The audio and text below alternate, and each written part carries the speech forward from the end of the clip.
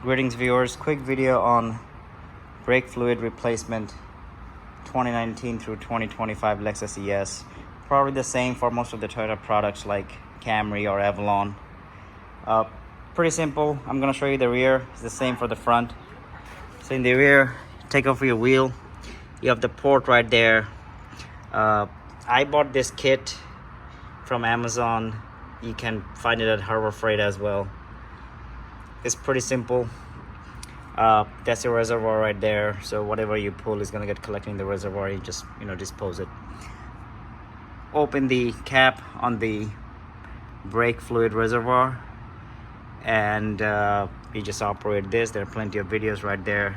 This port, I am using 8mm to open that port.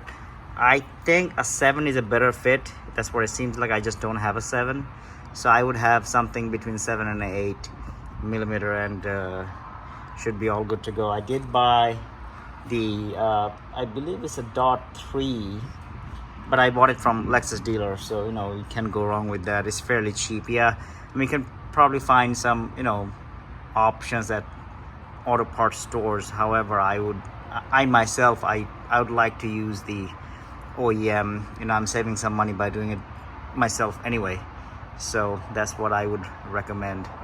But there you have it. It's fairly simple. Do it yourself. They say do it every 2-3 years or so, instead of paying someone $200.